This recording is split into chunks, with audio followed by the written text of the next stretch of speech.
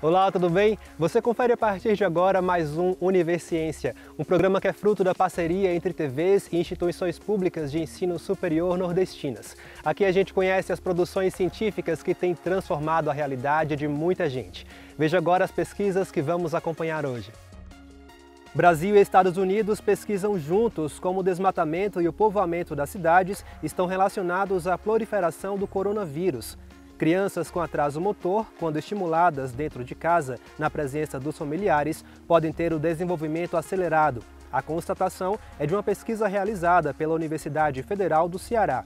E ainda, deficientes visuais vão poder ter acesso à beleza dos azulejos das fachadas dos casarões do Centro Histórico de São Luís do Maranhão. Isso e muito mais você confere agora no Universiência.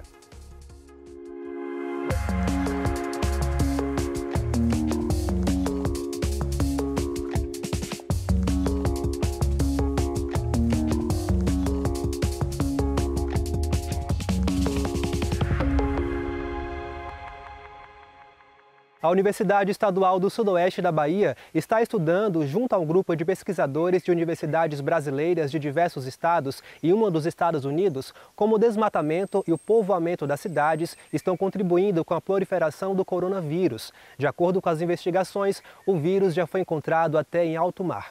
Vamos entender melhor. Essa pesquisa publicada na revista Environmental Microbiology, ela é uma pesquisa relacionada aos hábitos de consumo dos seres humanos em relação a animais silvestres e a parte de invasão de territórios virgens, matas e devastação do meio ambiente e a ocorrência de novos casos de vírus, vírus emergentes aí que podem atacar as populações e trazer novas pandemias. O nosso ponto de partida foi inicialmente todos os genomas depositados em bancos de dados do coronavírus. A gente avaliou desde o início da pandemia até o final do ano de 2021, onde a gente verificou qual foi o processo de dispersão desses vírus no mundo inteiro. Primeiramente, a gente verificou nas nossas conclusões que locais que têm alto índice de ocupação humana, que invadiram as florestas, elas têm uma grande chance de se obter novas linhagens, novos vírus, novas espécies de vírus, digamos assim. Locais onde você tem um alto consumo de animais silvestres, o tráfico de animais, locais que têm também alto índice de desenvolvimento humano, porém, apesar de ter desenvolvimento humano, tem alta população que faz com que circule muito novas linhagens virais e também locais onde tem alta quantidade de chuva, Então o clima também pode influenciar nesses fatores de surgimento de novos vírus. Você tem estudos hoje onde a gente identifica novas espécies de coronavírus no mar, água do rio, ambientes mais diversos e associados a vários animais, inclusive que nós podemos até consumir. Então não é para causar pânico, porque esse vírus é um vírus, uma família de vírus que está aí no ambiente, mas ter cuidado com coisas que são caças silvestres que o ser humano está passando a consumir e que pode futuramente, se caso acontecer como aconteceu com a Covid-19, gerar uma nova pandemia. Então tem muito cuidado com esses aspectos aí. Nós já convivíamos com o coronavírus, esse que foi um mutante que causou essa pandemia toda, mas uma coisa mais importante é a gente ter a consciência de que estamos cada vez mais crescendo as populações, crescendo as cidades, destruindo, acabando com todo o ecossistema.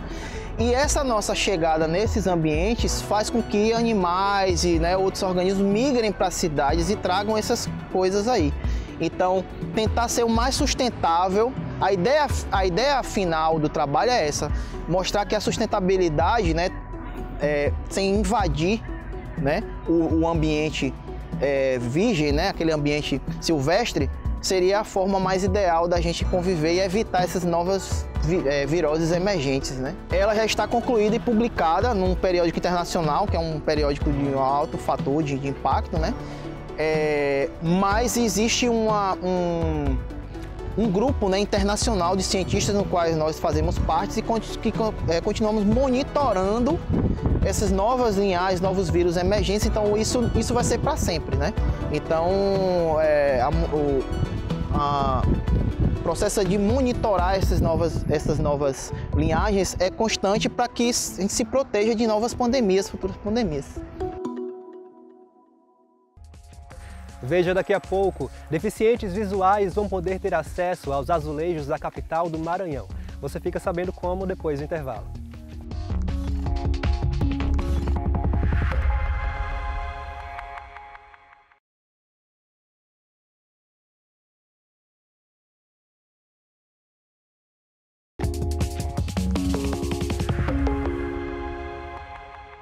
Um estudo desenvolvido por pesquisadores da Universidade Federal do Ceará mostrou que mudanças simples nos cuidados com bebês de 0 a 2 anos podem trazer repercussões positivas para o desenvolvimento motor das crianças. Confira mais detalhes sobre a pesquisa na próxima reportagem. Em 2016, a gente entrou numa pesquisa de implementação, financiada pela Organização Mundial de Saúde.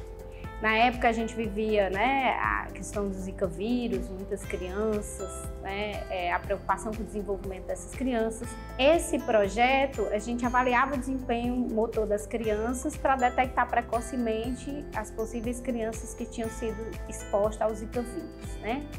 E para nossa surpresa, a maioria das crianças com Zika vírus já estavam em atendimento, já estavam sendo encaminhadas, não estavam mais na atenção primária, né, sem assistência. Mas a demanda por outras crianças, outras condições era grande. A gente observou que mesmo crianças sem nenhuma condição neurológica, condição de saúde específica, estavam apresentando atrasos motores porque não estavam sendo estimuladas, né, de maneira mais adequada pelo seu ambiente domiciliar. E aí a gente voltou o olhar das nossas pesquisas mais para essa questão da criança típica, em que o ambiente em que ela vive, ou a família que ela está, muitas vezes, por não saber, reduz as oportunidades para ela se desenvolver bem, né? E aí a gente começou a pesquisar nessa área. Existem várias evidências, né, e de que essa estimulação do contexto,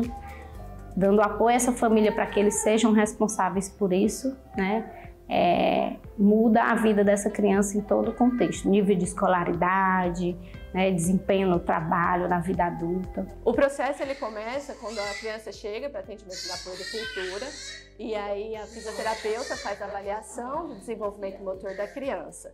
Os resultados dessa avaliação são compartilhados em uma planilha eletrônica que nós também temos acesso. Então nós entramos em contato com os pais dessa criança, que fica registrado também no prontuário, né, na planilha da criança, e convidamos para participar do projeto na sexta-feira de manhã, toda sexta-feira de manhã. A intenção é que a criança participe por 8 sessões, a criança e seus cuidadores, por 8 sessões, né? Enquanto isso, ela vai ser avaliada na metade, depois da 4ª sessão, e novamente depois da 8ª sessão também pela fisioterapeuta. E aí nós analisamos, né, se esse projeto, se essas intervenções, elas têm surtido algum efeito no desenvolvimento motor das crianças e também nas possibilidades de estimulação no lar, na casa da criança. Ela vivia num braço, né, assim, ela não era muito desenvolvida, eu aprendi muita coisa aqui. Elas me ensinaram a ficar com ela mais no chão, brincar com ela, conversar, falar palavrinhas para ela começar já, uma coisa que eu não fazia muito, né. A intervenção parental é um tipo de intervenção precoce onde a família ela entra como principal responsável pelo desenvolvimento daquela criança. A gente prescreve o chão, prescreve um parquinho, né? Prescreve a casa da avó. Tem mães que o chão não é possível, é uma barreira. E ela agora, como é que eu vou colocar no chão se não tem um piso? Né? A gente diz, mas não tem avó, tem alguém perto, algum vizinho que você dê essa oportunidade de vivenciar, né? De tirar essa criança do berço, tirar da rede e colocar no chão. Então é mais ou menos essa proposta da intervenção parental. Também não precisa comprar brinquedo caro. É revista, é papel, é água, é areia, né? É grama, é chão. Então esses são os recursos que que a gente orienta, né, para que essas mães possam dar oportunidade, mães, pais, avós, irmãos, né? Antes, até os nossos pais mesmo não sabem nada disso, tanto quando eu chego lá em casa, elas falam assim, menina, pra que isso? Isso é frescura, mas não é. Porque a criança, ela consegue desenvolver muito mais rápido quando a gente estimula ela, né? Que no futuro ela possa não ter nenhuma dificuldade. O que a gente concluiu na puericultura, né? Nesse segmento do desempenho motor? Primeiro, uma das barreiras é a questão da adesão das famílias, né? A criança não é neuroatípica, a criança não tem nenhum problema, por que eu tenho que estar acompanhando o desenvolvimento, né? A gente sabe que o dia a dia de toda mãe é muito difícil, ter outros filhos em outras atividades. E as crianças que chegavam na puericultura só aos 8, 9 meses, a gente via que tinha um desempenho motor menor, né? Os marcos elas vão acompanhar, elas vão andar, elas não vão ser, né, crianças neuroatípicas.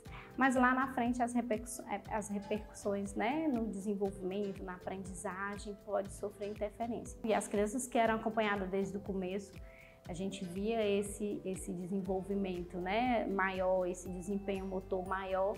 E se um dia a gente fizer um segmento, pudesse fazer o segmento dessas crianças, a gente iria poder comprovar, né, que a intervenção precoce, a intervenção parental, onde essa criança, essa família é orientada a estimular essa criança no ambiente domiciliar e não dentro do posto de saúde, ela vai ter repercussões muito positivas no desenvolvimento.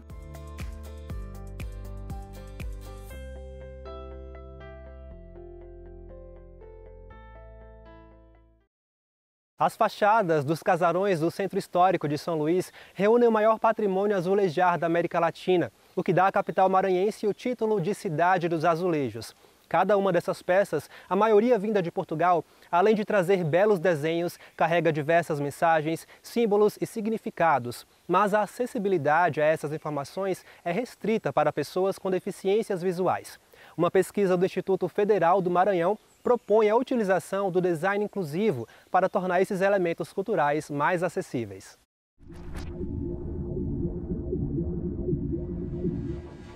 Eu sou a professora Ivana Maia. Minha pesquisa ela é voltada para o design de inclusão, né? E na associação da cultura às tecnologias digitais. Ela teve início na Universidade do Porto, em Portugal. Então, lá, o que se buscou com essa pesquisa? Fazer uma relação dos padrões azulejares encontrados no Centro Histórico de São Luís, tá? E os padrões azulejares de Portugal. Porque o azulejo, ele traz um desenho, né? Ele traz umas formas gráficas que são apreciáveis, são bonitos de se ver, mas eles trazem também uma mensagem. Os títulos, os nomes dos padrões eram dados pelos próprios operários. Então eles viam aqui nessas curvas e nesses detalhes, tá, uma semelhança com ferradura, né? Então esse aqui é um padrão conhecido como ferradura, mas que na verdade, quando você coloca os 4 azulejos, isso que eles chamam de ferradura, ela forma uma cruz, tá? Que nos remete àquele momento histórico que pode ser uma cruz celta. Quando se começa a explorar, né, esses desenhos, esses padrões, nós percebemos que as pessoas que fazem uso de todos os sentidos, eles têm uma experiência completa na apreciação desses elementos culturais, o que é negado às pessoas que não têm visão. Daí a nossa intenção de transformar esses azulejos em gráficos táteis, né, que possibilitam a pessoa com deficiência visual explorar tatilmente os desenhos, né? O grafismo dos azulejos. Os protótipos, eles foram produzidos a partir de uma modelagem tridimensional, né? E são executados em impressora 3D, usando como base o PLA. Diferentes cores têm diferentes alturas, né? Então, a pessoa olhando assim só superficialmente não percebe, mas a pessoa que tem nas mãos, né, que tem no tato, né, essa busca pela interpretação da imagem, né, ela percebe.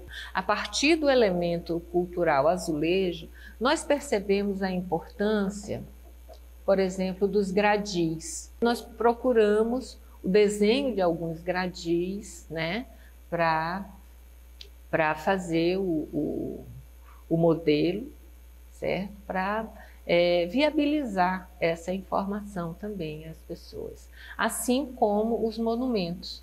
Daí essa pesquisa, uma pesquisa ela nunca termina, né? Ela nunca é concluída. O que acontece é que criam-se ramificações, novas vertentes, né? Vem da origem a pesquisa do Samuel Silva no mestrado em design da UFMA, a pesquisa do José Ricardo no mestrado em design da UFMA também. A minha pesquisa ela aplica os conceitos ergonômicos para a interpretação dos gráficos táteis dos azulejos, estudando como que são esses padrões, levando em consideração a linguagem iconográfica e iconológica, como que eles podem ser lidos numa linguagem gráfica aplicada e como que eu posso facilitar que esses padrões sejam melhor interpretados. A busca, né, para fazer essa pesquisa é justamente criar uma experiência em aplicativos de realidade aumentada. A partir mesmo da própria câmera do celular, o turista ou a pessoa vai ter acesso a colocar ele em cima do azulejo e a partir daí vão aparecer dados referentes à sua origem, datação, características, grafismo. A pesquisa ela vai se ampliando e vai mudando de objetivos e vai crescendo, né? E o que eu gostaria, que é um sonho que eu espero não estar distante, é o apoio das instituições, das empresas, né? No sentido de viabilizar, levar esses gráficos táteis ao centro histórico. Por exemplo, em frente a um prédio de fachada azulejar, se você tiver um tótem com um elemento tátil, né, para a pessoa saber que naquele prédio o azulejo tem esse desenho, né, seria bastante interessante. Os azulejos, eles são pedaços de história, né, eles contam história. Então, seria interessante que essa história chegasse também às pessoas que não fazem uso de todos os sentidos. A seguir, uma pesquisa da UFS mostra mudanças no perfil dos caminhoneiros brasileiros. Mais de 2.000 profissionais foram entrevistados. Já já a gente volta.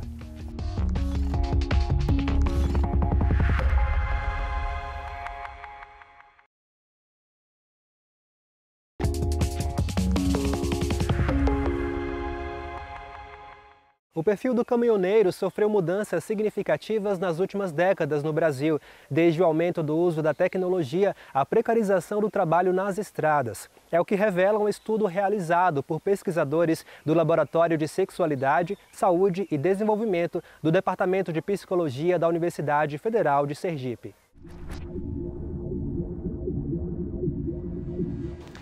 O perfil do caminhoneiro brasileiro vem sendo investigado há 15 anos através de uma pesquisa que está na 4ª edição, foi realizada no final de 2021, aqui pela Universidade Federal de Sergipe, em parceria com a Childhood Brasil. A pesquisa faz uma série histórica sobre as mudanças que vêm acontecendo nessa categoria profissional, tentando entender especialmente o envolvimento do profissional com o comércio do sexo nas estradas, mais especificamente com a exploração sexual de crianças e adolescentes. Mas a gente parte do pressuposto de que para entender essa relação do profissional, a gente precisa entender outros padrões comportamentais deles na estrada, que incluem as questões de saúde, de segurança na direção, a relação dele com a própria família, as questões demográficas, qualidade do trabalho. Então, uma série de itens são investigados e, ao longo desses anos, eles são comparados a partir de um procedimento de série histórica. Como esses dados foram encontrados, né? Nós fizemos o levantamento, né, com os próprios caminhoneiros, ouvindo eles, e a partir da entrevista que nós construímos, conseguimos ter acesso a essas informações. Como os caminhoneiros percebem o seu dia a dia, como esses caminhoneiros acabam vendo a mudança no seu cotidiano. A amostra da série histórica ela já ultrapassou 2.000 caminhoneiros, isso é significativo do ponto de vista estatístico para representar esse grupo de profissionais. A gente faz uma metodologia de inserção ecológica. A equipe aqui da Universidade Federal de Sergipe viaja pelo Brasil para entrevistar os profissionais na estrada, nos lugares onde eles costumam parar, porque em loco eles conseguem dar informações mais precisas de como eles vivenciam aquela parada. E a equipe também consegue observar algumas questões comportamentais e situacionais daqueles lugares. Tem uns 15 anos de rodo de caminhão, entendeu? Sempre buscando fruta. Trabalhando com fruta, vou para a roça. Comecei pegando para Tonelópolis, hoje eu pego no projeto Pedra Branca da Bahia, Juazeiro, e trago para o destino daqui de Aracaju, aqui para o Ceará.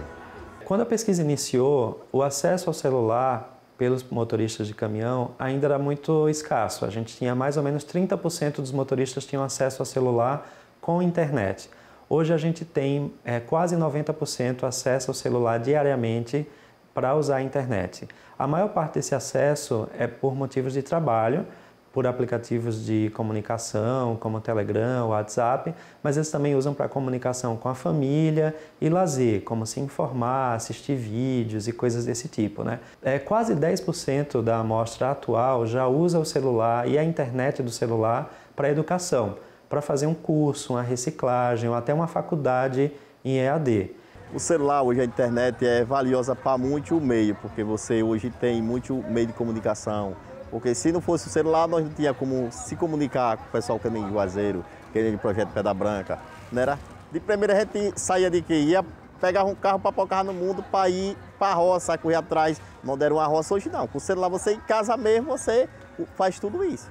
A gente também encontra números significativos no que tange à precarização desses trabalhadores. Uma redução de 10% no salário desses caminhoneiros, né, que eram CLTs, e também uma redução significativa no salário de caminhoneiros autônomos, né? Então a gente encontra nesse processo de precarização essa diminuição da renda significativa e com isso, né, ele tendo que mudar todo o contexto de trabalho por conta desse processo de precarização. Não é uma vida fácil, é cansativa, tem dia de sono, a gente sai na segunda, chega na quinta, de tarde, já viaja na sexta, volta no sábado e a vida é assim. O caminhoneiro que anteriormente poderia fazer suas refeições em outros espaços, ele começa a fazer sua refeição cada vez mais no seu caminhão. Ele que delegava, né, a manutenção do seu caminhão para outros profissionais, necessariamente ele começa a fazer essa manutenção para poder manter o valor também que ele poderia ter com esse gasto. Ele começa a passar mais dias e horas na estrada, né, que isso acaba impactando também na relação dele com seus familiares, isso acaba também impactando, esses 4 aspectos, eles acabam impactando a qualidade de vida, impacta também na questão econômica desse caminhoneiro e também se intercala com a saúde mental desse indivíduo. A gente tem percebido uma mudança no perfil do caminhoneiro e essa mudança tem sido em vários aspectos positivas. Por exemplo, o próprio envolvimento dele com a exploração sexual de crianças e adolescentes, na primeira edição, tinha um autorrelato de 36%. Agora, na última edição de 2021, esse autorrelato caiu para 10% dos motoristas que admitem fazer sexo pago com crianças e adolescentes quando estão na estrada. Nas 2 últimas edições da pesquisa, eu estive em campo, né, e pude constatar a relevância dessa pesquisa para o caminhoneiro e também para a gente enquanto sociedade, para a gente poder compreender como esses profissionais impactam diretamente nas nossas vidas, como o seu papel é de suma importância e como eles precisam ser cada vez mais ouvidos. E o Univerciência de hoje fica por aqui. No próximo programa traremos mais pesquisas para você conhecer. E já sabe, se você tem uma dúvida ou sugestão, envie para o nosso e-mail universiencia@uesb.edu.br que a gente explica por aqui em um outro programa. Tchau, tchau e até lá!